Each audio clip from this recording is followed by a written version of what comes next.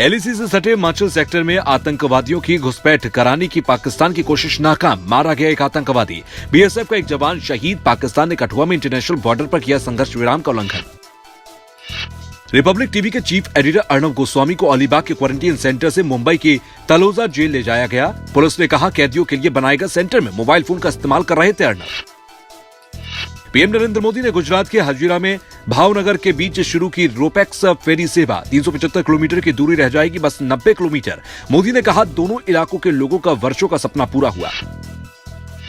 नोटबंदी को लेकर कांग्रेस नेता राहुल गांधी का मोदी सरकार पर निशाना। कहा पीएम नरेंद्र मोदी की सोची समझी चाल थी नोटबंदी, ताकि आम जनता के पैसे से मोदी मित्र पूंजीपतियों का लाखों करोड़ रुपए का कर्ज माफ किया जा सके।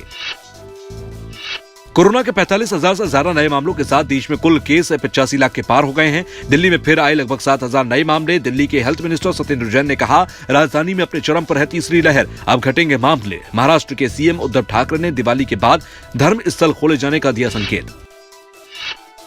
हरिद्वार के खेड़ी शिकोहपुर गांव में किसान के घर में लगी भीषण आग से घर का सारा सामान जलकर खाक हो गया। खुले आसमान के नीचे रात बिताने को मजबूर हुई किसान के परिवार के 1.5 दर्जन सदस्य। खाने से लेकर रहने तक की समस्या से जिंदगी हुई दूभर।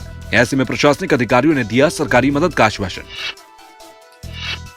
मेरठ में हाजी इकबाल के गोदाम में सदर पुलिस ने फिर मारा छापा। पुलिस के पहुंचते ही कबाड़ियों में हड़कंप मचा। ये सब देखकर कई दुकानदार शटर गिराकर फरार हो गए। छापे के दौरान बरामद किए गए कई इंजन और गाड़ी के पार्ट्स। थाना सदर बाजार क्षेत्र के सोतीगंज का मामला। हरदोई में मंदिर के पुजारी ने मंदिर में ही फांसी लगाकर आत्महत्या कर ली। थाना हरियावा के जफरपुर गांव की घटना है, जहां पुजारी बाबा मदनपुरी ने देर रात तक पूजा करवाया। इसके बाद संदिग्ध अवस्था में लगाई फांसी। जौनपुर में एक और वीडियो वायरल हो रही है। चंदवक थाना क्षेत्र के बलुआ विजयपुर गांव के अंदर एक विधवा औरत के साथ गांव के ही सलाम नाम के युवक ने मारपीट की। आरोप है कि सलाम महिला के जमीन पर कब्जा चाहता था, जिसका विरोध करने पर उसके साथ मारपीट की गई थी। फतेहपुर के बिंदगी कोतवाली के पुलिस ने फरीदपुर मोड़ के पास 294 किलो गांजा बरामद किया है। ट्रक से गांजा लेकर जा रहे थे तस्कर। मौके से 3 तस्कर भी गिरफ्तार किए गए। करीब 10 बोरियों में भरा था गांजा। महाराष्ट्र से लेकर आ रहे थे गांजा। पकड़े हुए गांजे की कीमत लाखों में। जांच पड़ताल में जुटी है पुलिस। आजमगढ़ जिले के पुष्पनगर पुलिया के पास पुलिस मुठभेड़ में 25,000 रुपए का इनामी बदमाश घायल हो गया। बदमाश को फिलहाल जिला अस्पताल में भर्ती कराया गया। बदमाश के पास से बाइक, असलाह, कारतूस बरामद कर पुलिस ने जब्त किया। दीदारगंज थाने की पुलिस पुष्पनगर पुलिया के पास वाहनों की चेकिंग कर रही थी। उसी दौरान बाइक से 2 लोग आते दिखे। पुलिस ने जब उन्हें रोकने का प्रयास किया तो वो पुलिस टीम पर फायर कर भागने लगे। जौनपुर में प्यार में धोखा खाई एक युवती ने ट्रेन के सामने कूदकर आत्महत्या कर ली। खुदकुशी से पहले प्रेमिका का वीडियो इन दिनों सोशल मीडिया पर वायरल है। मृतक पीड़िता का एक बयान बड़ी तेजी से सामने आ रहा है, जिसमें प्रेमिका ने अपने प्रेमी और उसके परिवार वालों पर जान से मारने की धमकी देने का आरोप लगाया है। प्रेमी द्वारा धोखा देने पर प्रेमिका पिछले कुछ दिनों से थाने का चक्कर लगा रही थी, लेकिन वहां भी उसे न्याय नहीं मिला तो मौत को ही गले लगा लिया।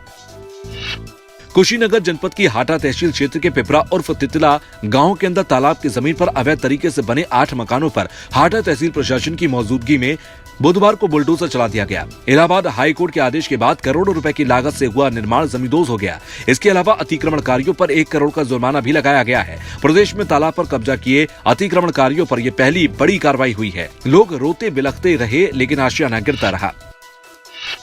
महराजगंज पुलिस अधीक्षक प्रदीप कुमार ने एक मिसाल पेश की है। एसपी ने थाने में सफाई की, जिसको लेकर एसपी की खूब तारीफ हुई। लोगों में स्वच्छता के प्रति जागरूक करने के लिए एसपी ने ये प्रयास किए। पुलिस अधीक्षक के इस कदम को देखकर सभी पुलिसकर्मियों ने कप्तान के साथ सफाई की।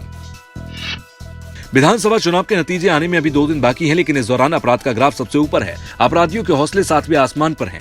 घटना सीवान जिले से है, जहां पर अपराधियों ने बीती रात एक युवक को गोली मारकर मौत के घाट उतार दिया।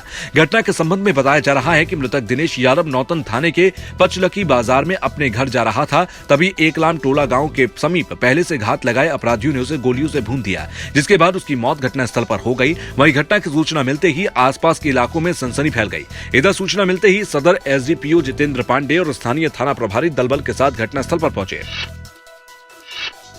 खबर है कि सीवान के जीरादेई से जदयू प्रत्याशी के पति के ऊपर जानलेवा हमला हुआ, जिसकी लिखित शिकायत स्थानीय थाने में दर्ज कराई गई।